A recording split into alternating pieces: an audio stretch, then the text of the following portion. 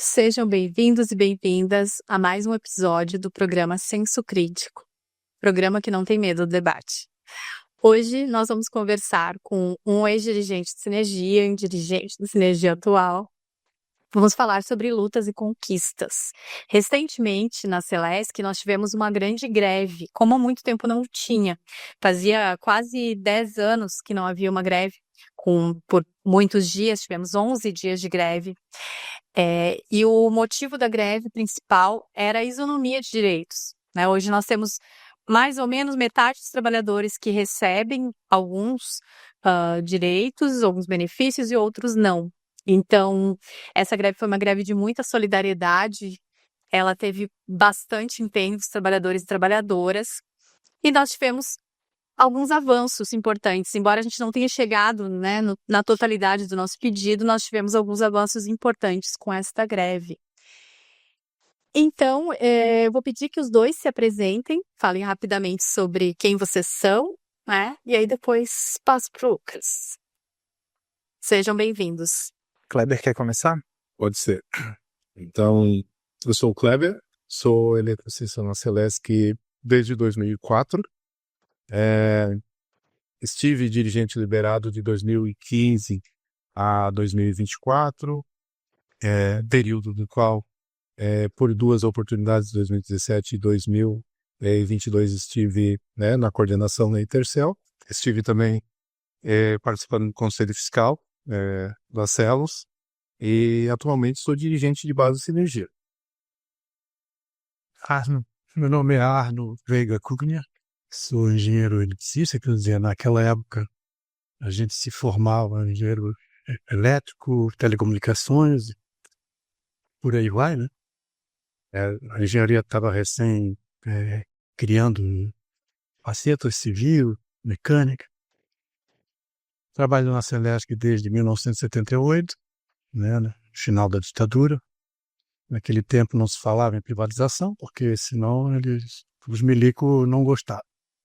Eles tinham que mandar e tinham que saber quem mandar. Tinha na Celesc até departamentos, órgãos que nos fiscalizavam. E era uma outra estrutura naquela época. Então a gente foi passando por isso.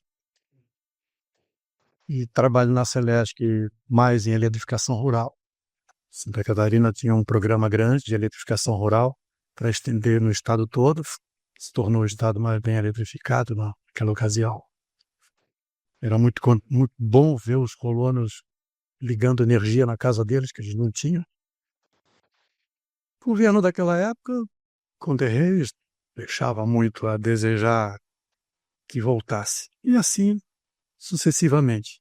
E a gente foi se desenvolvendo nisso, se liberando, indo, trabalhando na Celesc, trabalhando na defesa da isonomia de direitos dentro da empresa.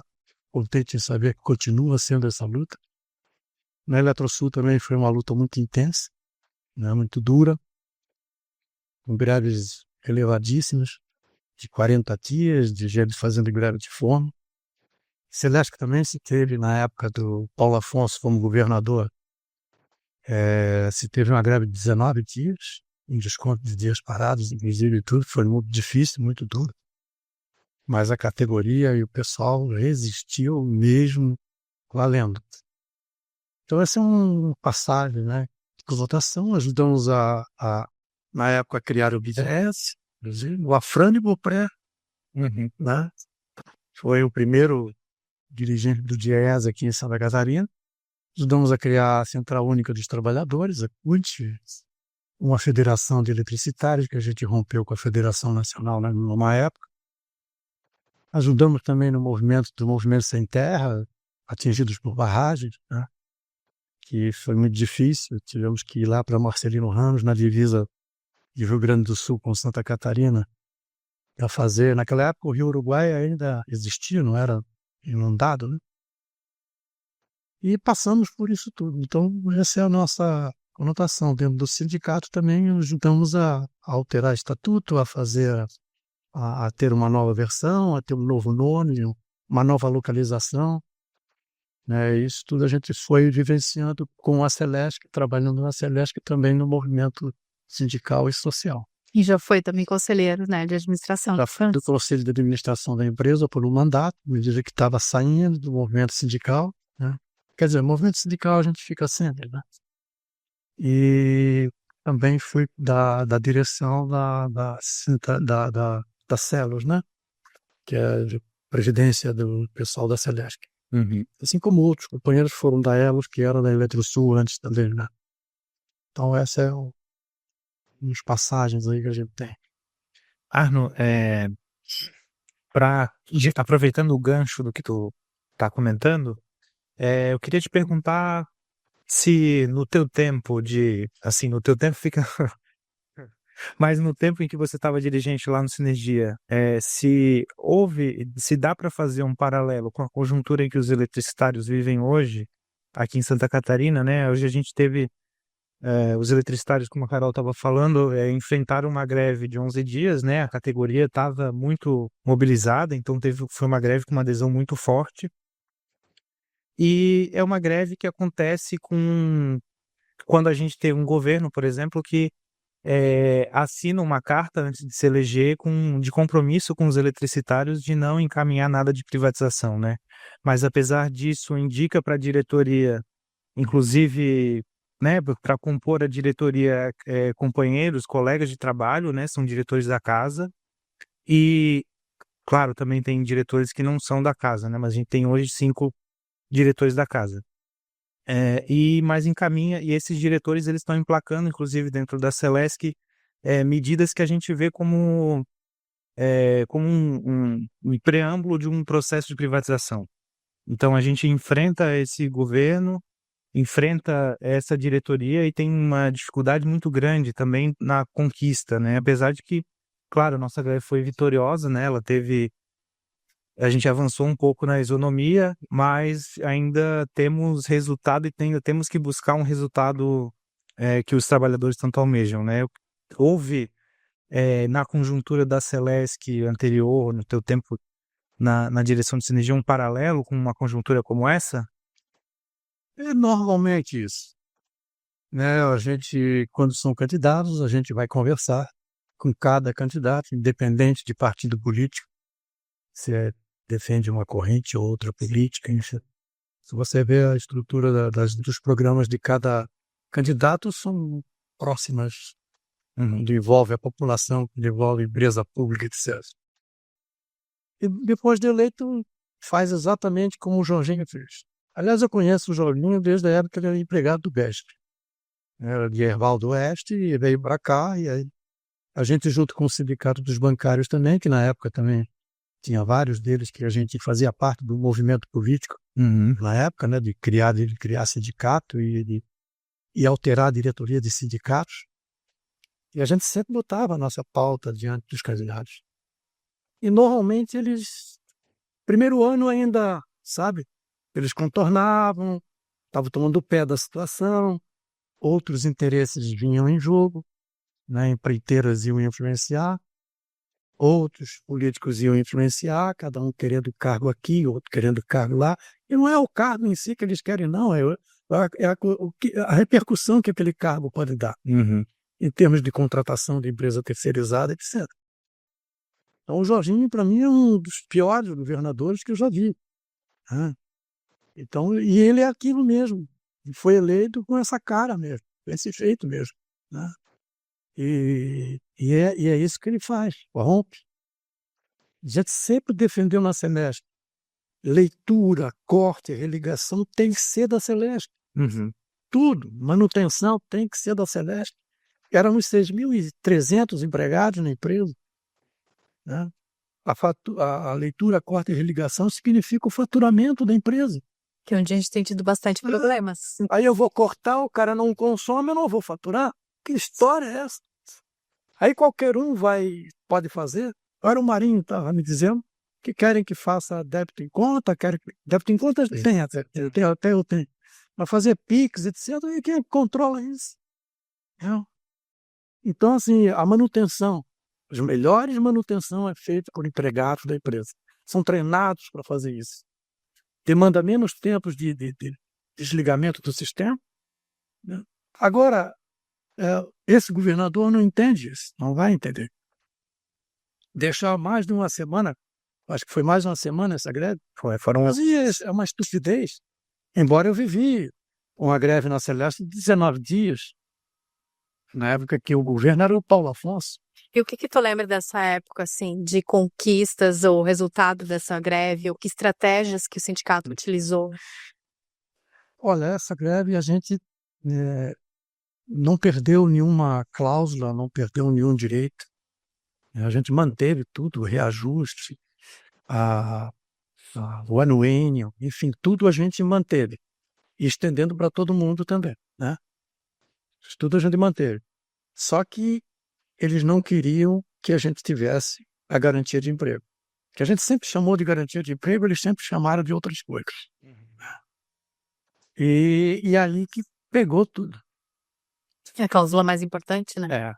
E o presidente era o senhor Tatinho, uma esdrúxula figura, né, que não tinha nada a ver com gente, e era o antigo MDB que estava mandando. Era oposição ao AMIN, era oposição à situação pós o golpe militar que teve, né? Então se esperava mais, pelo menos uma coisa mais democrática. E aí tivemos desconto de dias parados, um desgaste muito grande. Mas a grande vitória dessa greve foi a união que a categoria teve. E aí nem chefia, departamentos, diretor, etc., mesmo da casa,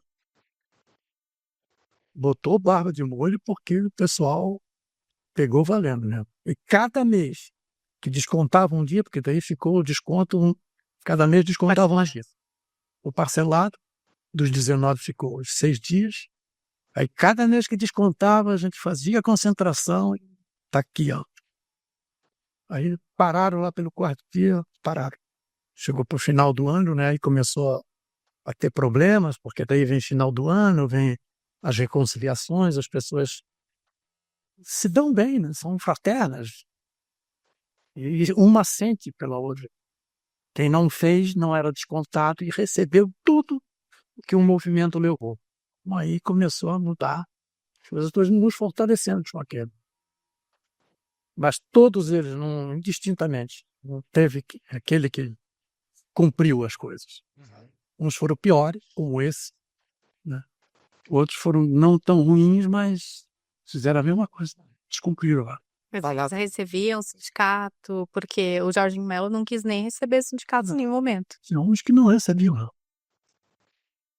E às vezes era aquele dirigente sindical que eles não queriam. E esse não quero nem saber. Ou então exigiam, não, lá eu vou assinar um acordo e fulano de tal e Beltrano tem que estar presente. A gente estava de assinar um acordo conosco. Ia usar o palavrão, mas tô nem aí para você se exige a presença ou não de alguém. Está assinando acordo? Beleza, é o que a gente quer. Porque o nosso foco era sempre esse. E é isso que fortalece a gente nesses movimentos todos, né? A gente não faz só por uma questão ideológica, não. Por empatia, por acolhimento mesmo. Você vai vendo. E vai vendo por que as pessoas não aderem, vai vendo por que as pessoas saem, às vezes, do movimento. Porque, às vezes, elas vêm com uma coisa muito pessoal. Você tem que ter uma sensibilidade. Cada um de nós é assim. Não é terreno. Se fizer assim, aí viram um nazista qualquer que está aí, foca e está cego para o resto do mundo, né?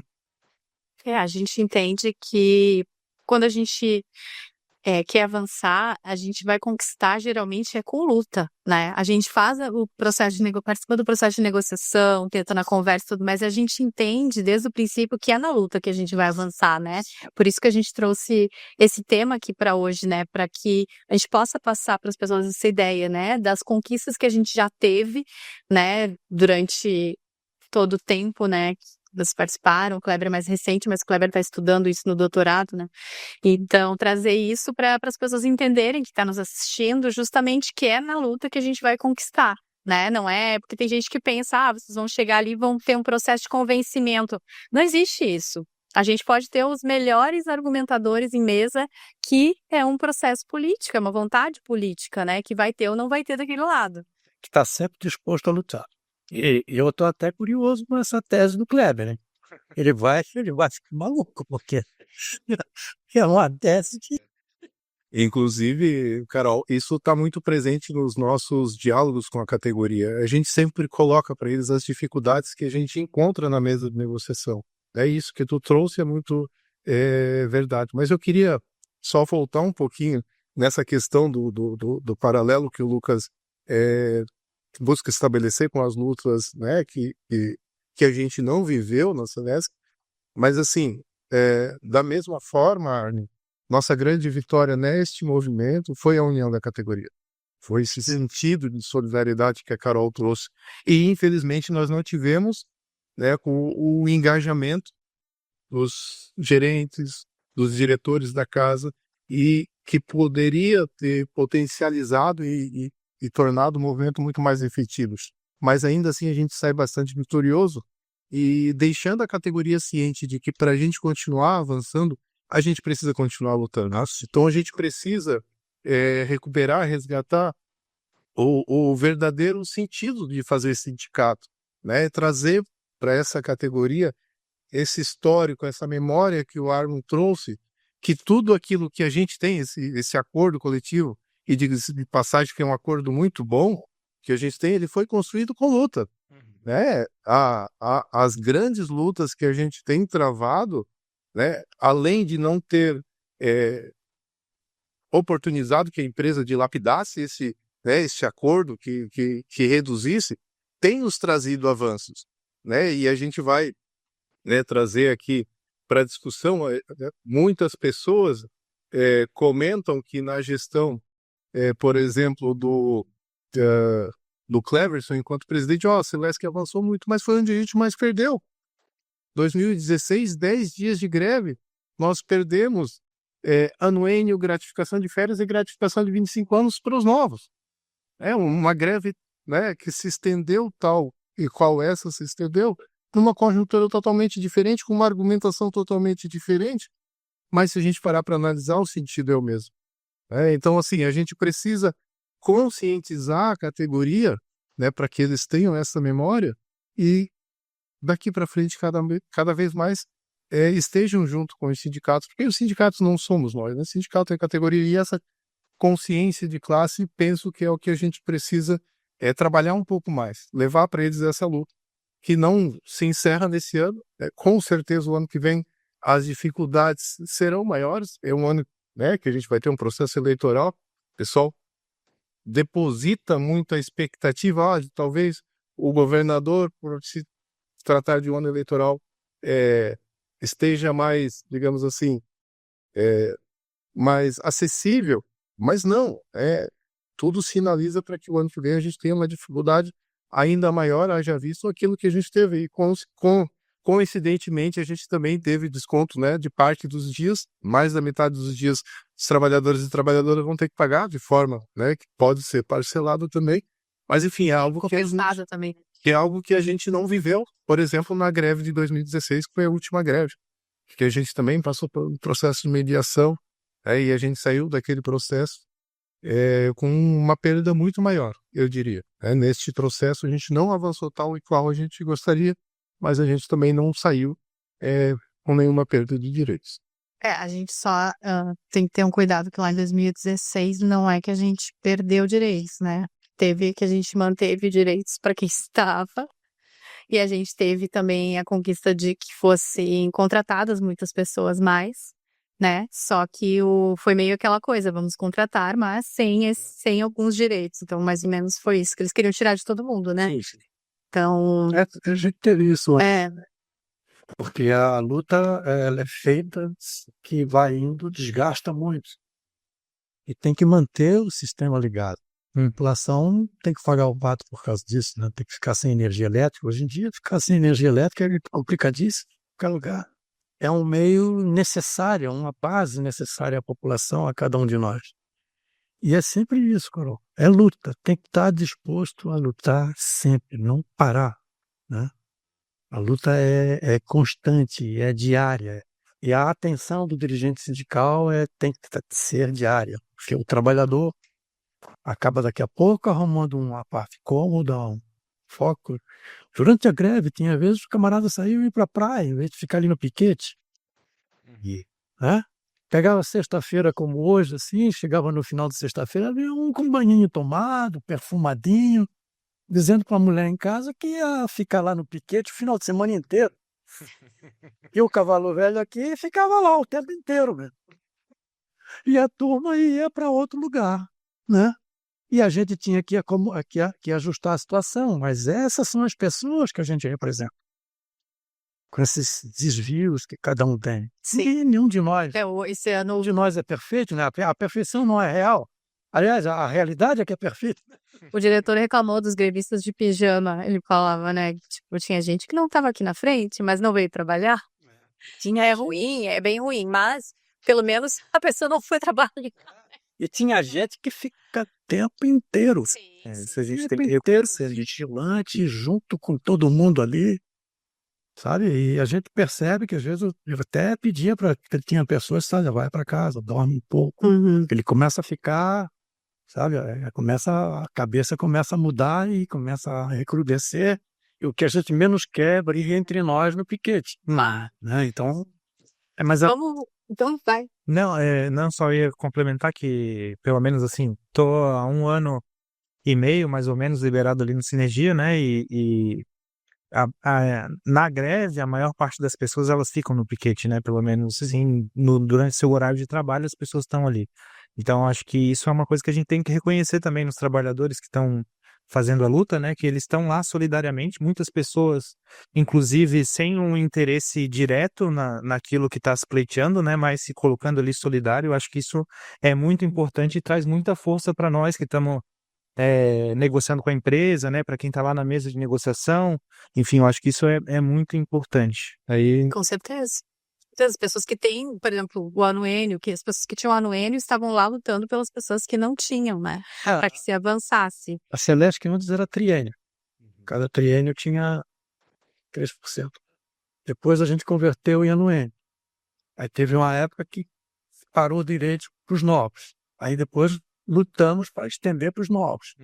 E esse é um esquema, é um sistema que a gente tem que estar pensando sempre. Porque eles vêm com aquelas continhas, dizendo, quando chegar no final, o cara tem 35% em anuênio. Isso custa. Isso custa, mas o que ele está rendendo para cá? Vai lá falar com o sócio hoje em dia, lá, que é com a sociedade anônima, mesmo sendo minoritário, vai ver se ele abre mão disso. Eu fui membro do conselho de administração, a gente fazia discussão com gente assim difícil, né? Como o tal de Lírio Parisotto, que veio para cá para torrar todo mundo e torrar a empresa, vender a Celeste, que foi para isso que ele veio. E a gente eu tinha que me reunir com ele às vezes para poder encaminhar coisas lá dentro. Às vezes eu caminhava mais com eles do que os dirigentes da empresa.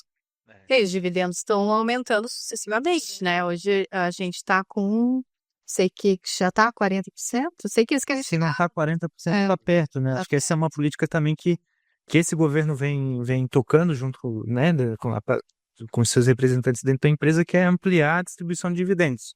Né, isso. Mas é o contrário do que o Jorginho, antes de assumir, eu me lembro que eu prometeu o contrário, né? O Jorginho, ele prometia, nossa campanha eleitoral, que ele reduziria a distribuição de dividendos, só que aconteceu exatamente o oposto, só que isso ninguém lembra. É impressionante. A mídia não lembra disso. Mas vamos mudar um pouquinho de tema, quer dizer, não é mudar o tema, mas é falar um pouco do que o Kleber tem estudado no doutorado, e aí, Arno, fica à vontade para dar seu pitaco. Que é sobre o que tu tem visto, assim, das lutas que foram travadas ao longo do tempo, que podem ter impedido esse processo de privatização, porque hoje, isso a gente tem falado em todos os programas, mas quem não viu os outros, nós temos apenas a CENIG e a Celesc como distribuidora de energia elétrica, ainda como empresas públicas no país, embora de economia mista, né? A Copel foi privatizada agora. Sim, foi em 2023, eu acho. Em fevereiro ela foi privatizada. No Júnior, então? No segundo mandato, ele... É muito parecido com o que, na verdade, que o próprio Jorginho Melo fez, né? Ele prometeu não privatizar e no final do primeiro mandato, assim que foi reeleito, ele encaminhou a privatização antes mesmo de assumir o segundo governo, né? Então, O Ratinho. o Ratinho Júnior, isso. Então, aí pode dar um panorama do que tu tem estudado, assim, Kleber, sobre isso. Então, eu até vou pedir que, por favor, Arno, contribua, porque isso depois vai me ajudar aí muito. Então, agora no doutorado eu decidi, né, resolvi, conversando com o meu orientador, pesquisar essa questão da privatização, justamente porque a gente teve uma retomada pós, né, golpe de 2016 das privatizações do setor elétrico. A gente tinha até então ali uma certa estabilização, uma certa estabilidade, digamos assim, dessa empresa, e a partir do golpe a gente tem uma retomada, né, e esse processo vem com muita força, acaba culminando, né, na privatização da maior empresa de energia elétrica da América Latina, foi a Eletrobras, foi, digamos assim, nos últimos anos a maior perda, né, o povo brasileiro, e eu estudava isso, à época eu estava na especialização, meu trabalho de conclusão de curso foi sobre a privatização já da Eletrobras, e resolvi agora no doutorado, depois de ter estudado o golpe, no mestrado, voltar para essa questão. E aí a gente começa, o foco da pesquisa são as distribuidoras aqui do Sul, né? Rio Grande do Sul, Santa Catarina e Paraná. A gente tem este processo iniciado de privatização aqui na região Sul, lá em 97, com a CE. Depois a gente finaliza 2021, a CE privatiza, 2023 a Copel privatiza e a Celesc permanece pública, né, sendo uma das duas únicas, né? Mas assim, durante a pesquisa, e a pesquisa está bastante incipiente ainda, mas estudando a história, e aí eu vou lá pesquisar nos livros, eu vejo, inclusive, que o Arno está na primeira reunião, né, da Intercel, e, poxa vida, né, a pessoa com quem eu tive o prazer de conviver, não por muito tempo, mas, poxa, estava lá iniciando todo esse processo que a gente hoje dá continuidade, e a gente vê que a década, né, a privatização, ela toma um corpo maior na década de 90, né? Então, na década de 90, tem-se essa organização muito forte dos trabalhadores e dos sindicatos, aqui na Celesc, com organização através do MUCAP, né, percorrendo as bases, percorrendo o estado todo, e não só contra a privatização da Celesc, mas contra a privatização de todas as empresas. E a gente teve aí, né, felizmente, aqui em Santa Catarina, uma realidade diferente do cenário nacional, assim. E o trabalho, né, dos sindicatos dos eletricistários de Santa Catarina, sem sombra de dúvidas, ele é diferenciado. Não fosse, nós não estaríamos aqui discutindo ainda a Celesc pública, e a gente passa ali da década de 90 com a questão da Invesc, a venda das ações, né, da não venda direta, mas a consignação, né, que é feita dessas ações da Celesc, que dá início aí ao processo de privatização propriamente dito, que a gente vai, né, neste mesmo período ter o ataque às outras distribuidoras. A Copel escapa ali no final da década de 90, através também de todo um processo de organização dos trabalhadores com a sociedade civil, né, mas a C3E não tem a mesma sorte. Então a CE, ali no final da década de 90, ela é dividida em três, né, 3 regiões, 2 das 3 são privatizadas, e aí a gente já tem, então, este início da privatização aqui no Sul. E aí a gente vai, né, ter um período de relativa tranquilidade, não diria isso, porque no início dos anos 2000, lá com a minha, a gente tem, de novo, essa questão de, precisa privatizar, vai Celesc, vai BESC, e acaba o BESC sendo federalizado logo na primeira eleição, ali no primeiro governo Lula, a gente escapa de novo, e não fica muito tempo. 2009 a gente tem a questão, como o Arno trouxe, da tentativa de privatização com o governo Luiz Henrique, com a tentativa de migração para o novo mercado, fortemente influenciado pelo Willy Parisotto, sim, fortemente influenciado, e aí a gente tem, através da organização dos sindicatos, juntamente com parlamentares, né, digamos assim, atores do governo, né, que se articulam, conseguem evitar esse processo de privatização, e aí a gente consegue encaixar uma emenda constitucional que a gente tem até hoje, dispositivo de proteção, dizendo que para privatizar a Celesc a gente precisa ou mudar a Constituição, e é importante que deixar isso bastante claro, que não necessariamente tenha que acontecer o plebiscito, pode ser através da mudança da Constituição do Estado, que foi o que Está acontecendo em Minas Gerais agora. que foi o que aconteceu no Rio Grande do Sul, foi o que aconteceu no Paraná e que está acontecendo em Minas Gerais. Então a gente tem esse dispositivo, né, ou a consulta popular, né? E aí, fazendo esse preâmbulo todo, onde que a gente quer chegar? Naquilo que eu costumo, né, nas conversas com os trabalhadores e dentro do próprio sindicato, colocar que a gente já está vivendo um processo de privatização aqui dentro da Celesc. Eu acho que já passamos do preâmbulo. Acho que a gente já está num processo franco de privatização quando a gente observa que a gente não está tendo contratações. E uma realidade muito semelhante ao que a gente teve pós-2004. Em nosso concurso 2004, o próximo foi 2013. Então a gente passou um longo período sem contratações, precarização da estrutura que a gente está vendo através da implementação desse sistema que gerou todo esse caos há mais de um ano. A gente vê e acompanha a precarização também da estrutura, das condições de trabalho. A gente está, inclusive, discutindo, né, o que para a gente é algo... O retrocesso, né? O retrocesso, exatamente, nos equipamentos. A Celesc começa agora a comprar de novo viaturas com escada giratória. Então, isso para a gente é um retrocesso. E se a gente for observar essas distribuidoras privadas, a grande maioria delas utilizam esse tipo de equipamento. Então, é um processo, na minha avaliação, de privatização. Porque a terceirização é uma forma de privatização. E como a Carol já trouxe, a gente já tem um percentual maior de trabalhadores terceirizados, se a gente considerar todas as áreas, afins e não afins, do que trabalhadores próprios. Então, a gente vive isso e eu, né, a partir disso, procuro, né, estabelecer uma relação dentro da pesquisa entre a organização dos trabalhadores através de sindicatos e a manutenção da empresa pública. Então, a pergunta de pesquisa é exatamente essa: se a organização dos trabalhadores através dos sindicatos pode ou não influenciar a manutenção da empresa pública. Queríamos ter que sim, né? No nosso olhar, enquanto, né, dirigente sindical, enquanto trabalhador, E o foco de resistência, não tem como. a gente tem essa intuição, mas provar isso cientificamente é o desafio.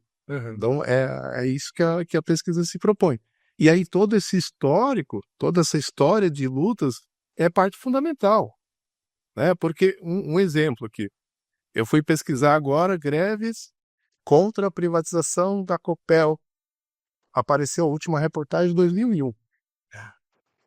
Então não tem nada noticiado, não tem nada registrado. E esse é um cuidado que a gente precisa ter, né? E a gente tem isso através, né, do nosso Linha Viva, jornal semanal, né, colocado, mas a gente precisa ter isso também divulgado em outros meios. E eu fui atrás dos sindicatos lá do Paraná, pesquisar na página deles, processo de privatização. Bota lá no link de busca e a gente não encontra nada recente. Então a gente tem que ter essa preocupação. O que aconteceu? Então é isso que eu vou procurar esclarecer e entender para trazer isso, talvez, para que sirva, né, de instrumento de formação, um instrumento de orientação para que a gente possa melhorar e fortalecer cada vez mais a nossa luta pela Celesc Pública. Na minha avaliação, o único foco de resistência é o movimento sindical.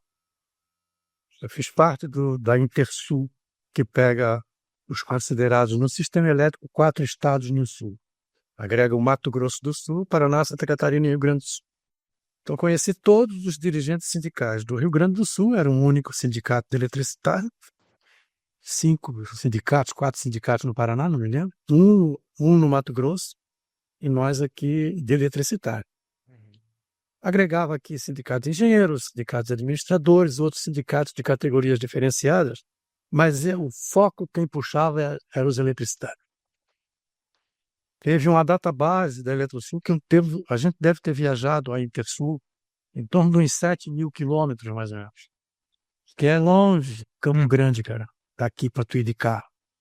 É longe você ir lá em Bagé, poxa. E o pessoal do Rio Grande do Sul era muito lutador. Turma do Valente lá era fogo sadio. Ali no Paraná também, mesmo de Curitiba, era firme, pegavam firme. Pelo tempo, talvez começou a afrouxar um pouco a luta, né? E aí foi sendo. Aqui a gente vivencia isso. É uma sanfona. Ao longo do tempo a gente ganhava mais espaço, perdia espaço. Ganhava mais espaço, perdia mais espaço. E é sempre isso. Pega uma empresa terceirizada, entra um acionista que quer recrudescer mais, porque ele quer ganhar o dividendo dele. Aí vai o nosso representante no conselho, defende investimento, tem que tirar do dividendo. Aí os caras não querem. Veja o que é votado no país, no Congresso Nacional, né? Para tirar imposto de renda de quem ganha menos, pegar imposto de renda de quem ganha mais, o que ganha mais não quer ceder. E não é que ganha mais, pouquinho a mais. Não. Sabe? É aquela história, né? Tem 20 pães, você vai dividir entre um cara rico, um cara pobre e um sindicalista ou socialista. O rico pega 19 pães e diz pro pobre, cuidado que o sindicalista vai te roubar o pãozinho que chegou para ti. Sabe? Então, essa cretinice é que existe. E o movimento sindical tem que estar atento. Sistematicamente, diariamente, não tem como. Né? O que se vivenciou nessa última greve na Celeste ficou claro. Né? É uma greve para estender os direitos. Não conseguiu continuar se negociando. Agora, qual é o foco dos governos do Estado? Eleição do ano que vem. Esse é o foco. Se for um desgaste para ele, ele vai amenizar, o acordo ano que vem sai tranquilo, né? Não tem problema nenhum, porque o foco dele é ganhar a eleição. Ele ganha a eleição não é para administrar para a população, é para administrar para os amiguinhos. Né? Aí você vê políticos tradicionais que defendiam uma determinada ideologia se entregando para esse tipo de coisa. Então, assim, se os sindicatos não botarem no paredão essa situação, não expuserem sempre isso, a gente ser chato mesmo nisso aí, passa. E a gente tem que sempre estar conversando com a base e fazendo eles entenderem que não dá para dissociar o nosso dia a dia de trabalho da política institucional, porque se a gente continuar votando e elegendo essas pessoas que não estão preocupadas com a classe trabalhadora, a gente vai continuar enfraquecendo o movimento e perdendo direitos. E eu acho que é nosso papel, né, enquanto sindicalistas, de mostrar isso, né, que a gente não pode, por exemplo, reeleger o Jorginho Mello, né? Que não é ruim só para o trabalhador da Celesc, mas é muito ruim para o trabalhador da Celesc, mas para toda a classe trabalhadora, né? Toda a população que é atendida pela Celesc, né? Que depende dos serviços públicos. A gente está vendo agora a reforma administrativa que estavam querendo votar e ela só está enfraquecendo. Tem gente que está retirando as assinaturas por conta da pressão popular. Sim. Estiveram em Brasília agora, foram 2 diretores de Sinergia para lá para compor a luta, trabalhadores e sindicalistas de todo o país para tentar pressionar para retirarem, né? Então eu vejo que a gente já está conseguindo essa conquista de certa forma porque está enfraquecendo isso, né? Então é isso, a gente e o trabalhador precisa entender isso, né? Sim. Que é que a gente está colocando no Congresso, que a gente está colocando nas assembleias legislativas, né? E é esse o foco da gente mesmo. Como é que a gente consegue tornar isso mais evidente? Né? Porque às vezes o trabalhador galga uma aspiração de ter a sua moradia, de ter o seu carrinho, de ter as suas coisas. Normal, faz parte. Mas ficar só nesse foco não dá, senão vai perder na frente. Vai perder o seu emprego. Se na Celesc não tivéssemos o que a gente chama de garantia de emprego, muita gente a empresa teria sido privatizada já. No governo do Amin, esse último que teve, ele fez um processo que tinha que ser remodelado as empresas todas no país. Aí se criou a holding. Até termo em inglês a gente tem que decorar para dar conta. WhatsApp. Então, assim, foi feita a holding. E aí, em cima de que processo? E o que a gente teve que ceder nesse para manter garantia, para manter a Celesc pública, etc, etc, etc. A geradora. A geradora o Estado poderia ser minoritário. Tinha umas pequenas usinas, porque a Celesc nunca foi grande geradora de energia, porque a Eletrosul veio para Florianópolis, e a Eletrosul fez geração de energia, muitos aí nos rios que tem em Santa Catarina, no Rio Grande do Sul, no Paraná, era a grande geradora. Eles privatizaram em seguida. A parte de geração da Eletrosul. Foi a nossa grande luta lá e perdemos essa. Mantivemos a transmissora, hoje em dia não é mais nada, né? Sabe se é Engie, se Já mudou o nome agora, a própria Eletrosul mudou o nome. Agora é Axia Energia. é a Axe. Era Tractebel, a gente teve que aprender um pouco de francês, porque mexer com os belgas que vinham para cá, agora é Engie, né? Então essa é a luta. E o que a mim forçou isso? E aí na Celeste a gente acabou cedendo, tivemos uma luta e discussões entre nós mesmo, lá na Assembleia Legislativa e tudo. O que houve na Celeste? Não se privatizou nenhuma usina. Nada. Por quê? Por causa da resistência dos sindicatos, que estão de olho em tudo. Né? É a hora que a fofoca faz bem à saúde. Todo mundo vai lá e fala um pro outro, olha, às vezes no piquete tu tá lá, vem um cochicho no teu ouvido, opa, vai lá. Gente, com negociador, na mesa de negociação, o cara vinha pro meu lado assim, não foi eu que falei. É isso aí, é esse conchavo que tem para defesa da empresa e do direito dos trabalhadores. Porque o trabalhador, tanto atendido, ele vai defender essa empresa. Ele vai entender que se não defender isso aqui, é emprego que está em jogo. E emprego que está em jogo é consequência para a família, é consequência para o que ele pretende se desenvolver na vida. Né? Então, o foco de resistência aos sindicatos. Você pode ver esses 3 estados. No Rio Grande do Sul, eu conheci quase todos eles. Era um foco de resistência forte. No Paraná, mais ou menos assim. Londrina era um outro sindicato, Maringá era outro sindicato, e ali pertinho. De Curitiba era muito forte, a gente se dava muito, o pessoal de lá também fazia muita luta, porque a parte operacional da Eletrosul no começo era lá, que é o INS hoje, que tem ali ali no Pantanal, era lá na Curitiba. A gente tinha que ir para lá quando tinha greve da Eletrosul. Então, assim, eles resistiram muito. Minas. Quem mais defendeu? A CEMIG. Itamar, cara, eu vou desviar o rio, dizia ele. Todo mundo deu risada, mas alguém tocou. Aí vem esse governador e fica contando o farofa. E se os mineiros ficar só no uai, vai embora mesmo. Não tem como. Né? O que houve na Copel. Aí deixaram vez para o Ratinho, ele foi levando. No Rio Grande do Sul também. O discurso do atual governador, então, te contar uma coisa, né? Agora não sabe mais nem o que ele vai sair de candidato. Então nós estamos com esses focos sempre. Não podemos nos distrair do processo eleitoral desde o município. Desde o município.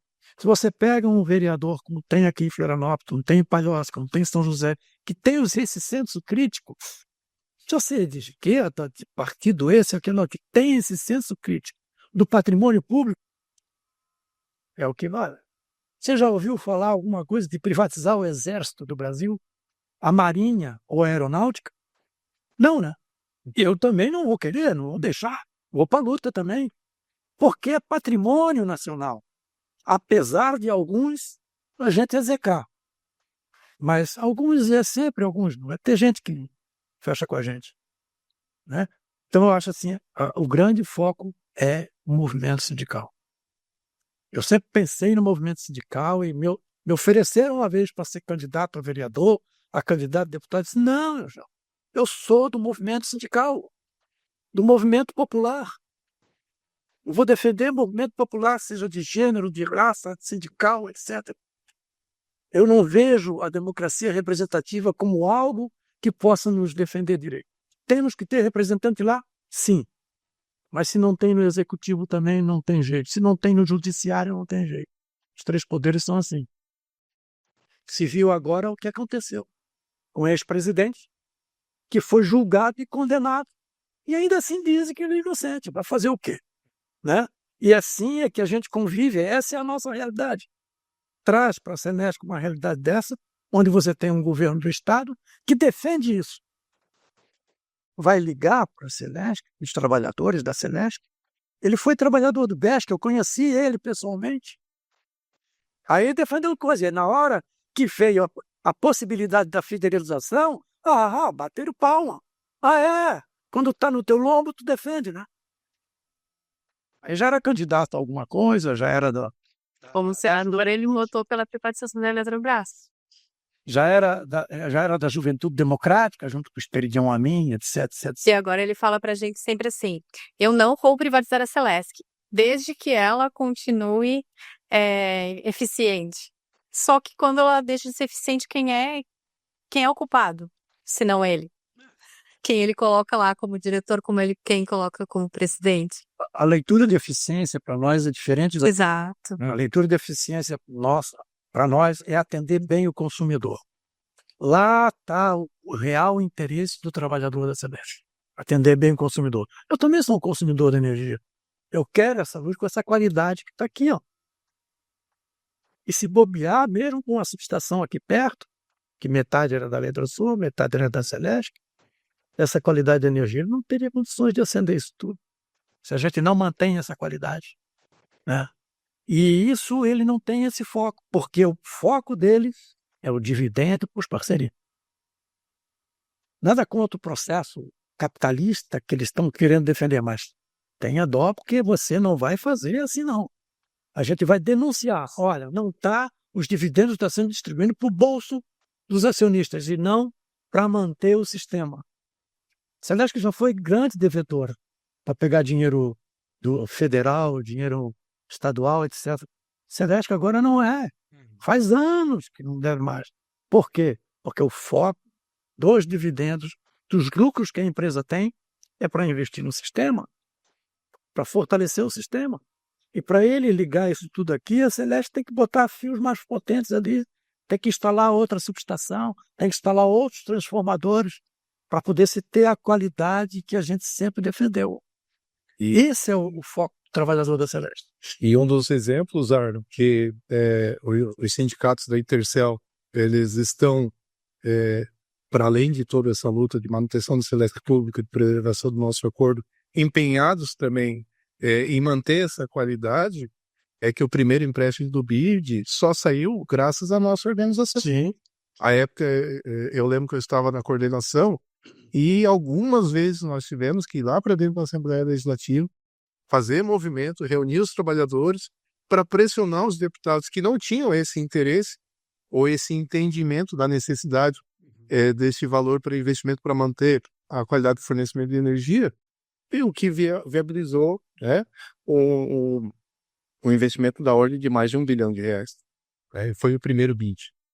Então a gente teve que ir lá, a gente teve que conversar com deputados, a gente teve que fazer pressão naqueles deputados que se colocavam contra por uma questão política partidária, por uma questão de desentendimento de grupos políticos dentro da própria Alesc, deputados que tinham outros interesses. A gente teve que ir lá discutir, inclusive, questões que estavam no corpo do texto do projeto, absurdos, assim, que o deputado tinha um entendimento totalmente fora, equivocado do que anunciaram.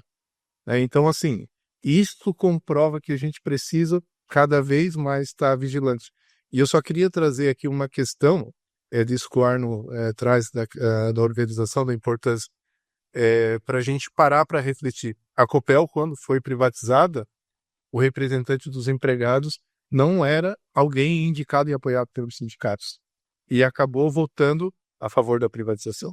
Então é este tipo de erro que a gente não pode incorrer aqui dentro da Celesc. Em 2009, se a gente conseguiu evitar a privatização, foi porque a gente tinha lá dentro do Conselho de Administração um assento. Em todos esses anos, este assento contribuiu e muito para a manutenção, para a permanência da Celesc Pública, que continua. Porque é dali que nós, os diretores também, é dali que a gente consegue uma série de informações que o nosso representante que está lá dentro, ele fica sabendo, e consegue nos avisar para que a gente consiga nos organizar Eles têm algumas lutas que a gente não consegue. E essa dos dividendos é uma delas. A gente tem a expectativa que em 2030, 2032, as Celesc distribuam mais de 500 bilhões em dividendos. É um absurdo. Não, Porque qual é o dinheiro mais em conta para a Celesc investir no sistema? é o Outros dividendos. Pegar dinheiro de banco, você vai pagar taxa de juros a 10%, 11%, 15% ao ano. E num curto Que espaço. não custa nada. E num curto espaço de tempo, Arno, a gente vai estar captando recursos para distribuir dividendos. É uma realidade que a gente vai viver aqui, né? Por isso que a conta não fecha quando a gente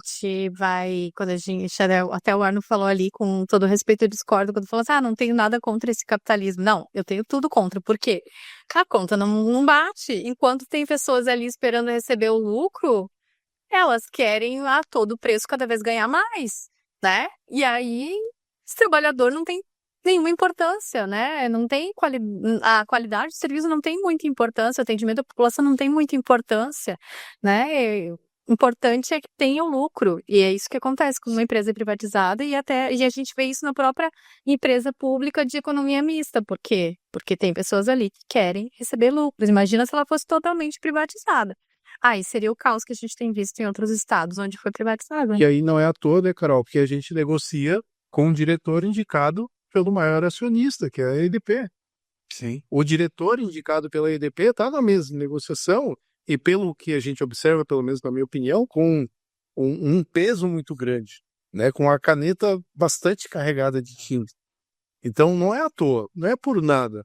E aí, quem participou do último congresso que a gente teve dos empregados, que pôde presenciar a fala do governador, ele teve uma fala que me marcou muito, quando ele disse assim, olha, eu já fui procurado pelo pessoal lá da EDP, que veio dizer que quer comprar a Celesc, e eu tive que desconversar. Então, alguém que desconversa não é alguém que tem convicção de que não quer vender a empresa. Não.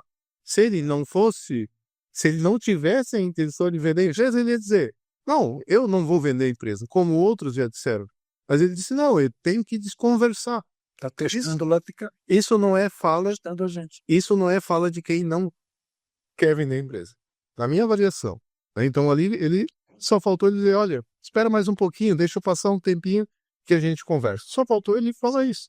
Né? Então a gente precisa estar sempre vigilante, a gente precisa estar cada vez mais unido, né, disposto a estar mobilizado, enfim, porque os desafios tendem a aumentar exponencialmente daqui para frente.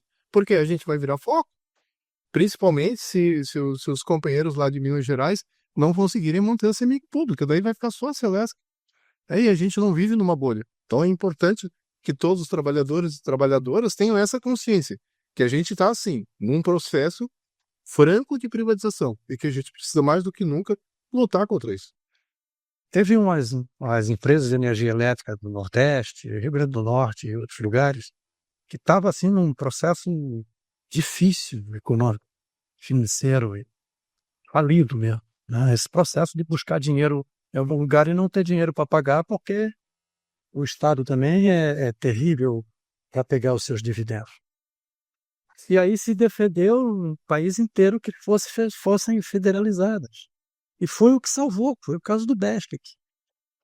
Essas 4, 5 empresas, se não me engano, foram federalizadas. Aí privatizou a Eletrobras, foi tudo, né? Foi tudo. E assim, a minha posição em relação à questão do capitalismo, eu sou completamente contra, né? Mas assim, dou direito a eles existirem, né? Porque eu acho que a contraposição, ela é sempre importante, me provoca a pensar, me provoca a fazer autocrítica, etc. O que eu disse aqui é o seguinte, se convive com eles, mas nós vamos defender o patrimônio público. E quem defende o patrimônio público não é defender o capitalismo. Você quer ganhar um dinheiro investindo na Celesc, patrimônio público, você ganha. Não vivemos numa sociedade socialista ou comunista, que eu nunca vi nenhuma sociedade comunista no mundo, nem a chinesa, nem a russa, nem nada. Que lá era uma ditadura de outro jeito. Né? Então nunca vi nada disso. Cuba talvez, enfim, né? São exemplos que a gente tem e que vê no mundo e discute sobre isso no mundo. Né? Nós não estamos defendendo, você não vai defender a tua tese, defendendo o patrimônio público, uma sociedade socialista, talvez, né? Mas mais voltada para a defesa do patrimônio público e ficando nesse processo. Porque a gente tem que amadurecer bastante nessa discussão, nessa tese, né? Nessas críticas que tem, nessas teorias que existem, né? Tem teorias aí que se afundou, não tem como. O materialismo, para mim, se afundou. Não tem como você só ser materialista. Então, são coisas assim que não vamos entrar no veio, porque é outra discussão. Outra vez. Não, é. Agora, a defesa do patrimônio público está no foco nosso. E quem defende isso está no processo. Se comete um erro aqui ou outro ali, né?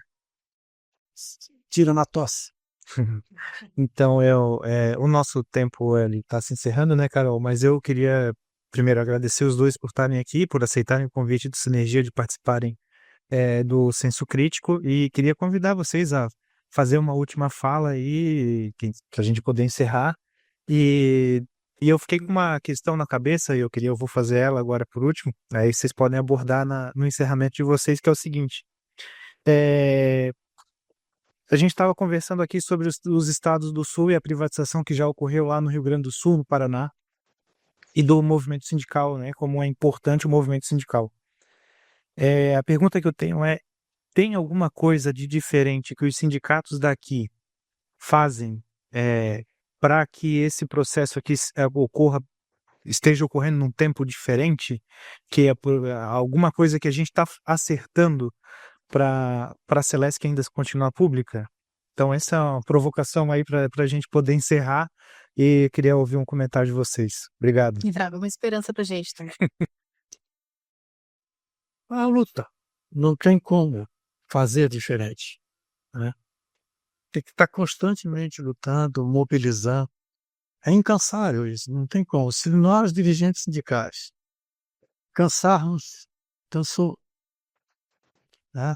À medida que vier gente nova para os sindicatos, tem que estar atento, tem que estar indo, tem que estar envolvido. Qual é a intenção que tem?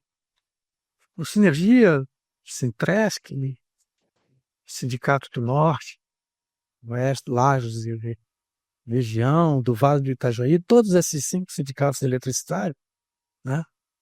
Tiveram vários dirigentes sindicais diferentes. O processo foi se aumentando. Se recrudesceu num tempo, ficou muito teórico num tempo, culpa nossa daquela época, que a gente viu que estava demais isso. Então tinha que, opa, peraí, não estou representando uma categoria de gente que tem uma ideologia política já fechada, não, né? Tinha gente que seguia as suas religiões, tinha gente que seguia outras coisas, e gente boa que fechava lá no piquete. Rezava no piquete junto com a gente. E a gente tem que respeitar. Então a gente percebeu que é isso. Agora, atento, porque está sempre renovando, vai estar sempre entrando gente nova. Na Celesc vai ter sempre entrando gente nova.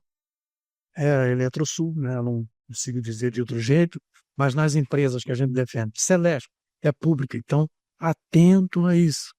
E é a luta.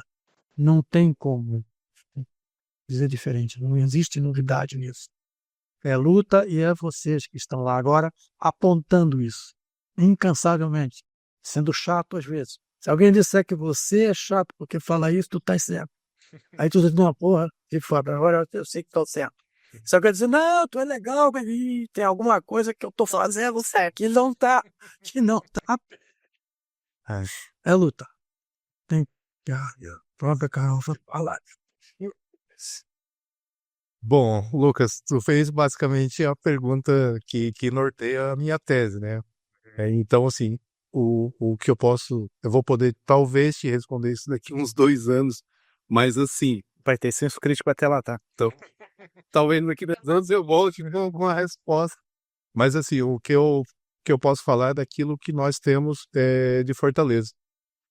Que eu enxergo, estudando o movimento sindical já há algum tempo, como questão diferenciada dos eletricitários aqui de Santa Catarina. E, em primeiro lugar, sem sombra de dúvida, é a organização, né? E a organização, ela vai envolver a criação da subseção do DIESE, que o Arno trouxe, é a mais antiga do país. Ela vai envolver também a questão do Linha Viva, né? Ela vai envolver principalmente a questão do envolvimento da categoria, e isso está refletido diretamente, né, na taxa de sindicalização, porque apesar de hoje a gente não ter a realidade que nós tínhamos lá atrás, nós ainda temos uma realidade bastante diferenciada do cenário nacional, onde a média está abaixo de 10%, está em 8,5%. Isso é desolador, assim. Então, tu pensar uma categoria com 8,5% de sindicalização é uma categoria para que acho. Hoje a gente tem uma realidade diferente, diferenciada, eu diria, mas que ela pode melhorar. E aí entra naquelas questões que talvez, né, a gente possa amadurecer, que é onde a gente vai ter que potencializar. Por quê? Porque o desafio ele vai aumentar. Isso está dado. Nosso desafio vai ser maior. E a nossa capacidade de fazer frente a isso precisa ser maior. Então, nós precisamos fortalecer ainda mais esses pontos que a gente tem. Então, a organização, através, né, das nossas representações nos espaços, e principalmente no Conselho de Administração, que a gente tem, né, desde a década de 80, isso, né? Desde a década de 80 a gente tem a ocupação do Conselho de Administração por alguém, né, eleito pelos trabalhadores, alinhado com os sindicatos, né, que é fundamental. Então isso faz parte da nossa organização. E penso que a gente, sim, tem isso de diferente. Não posso falar dos outros, porque ainda não aprofundei o estudo, né, no trabalho dos sindicatos, né, porque existem outras variáveis, a própria realidade do estado de Santa Catarina é diferenciada. Então, tudo isso a gente precisa aprofundar para chegar, né, nesta resposta. Mas o que eu posso dizer é que sim, nós temos pontos diferenciados dos demais, e a gente tem esse desafio, né? E aí já para encerrando a fala aqui, penso que o que a gente poderia deixar de mensagem para que as pessoas se sensibilizem, se conscientizem e conscientizem os seus colegas. Porque a partir do momento que eu crio essa consciência, que eu tenho essa consciência, eu tenho também a responsabilidade de compartilhar isso com os meus pares. Porque os efeitos, eles vão ser para todos. Nós temos muitos trabalhadores que vieram, principalmente do Rio Grande do Sul, pós-privatização do CE, e eles colocam.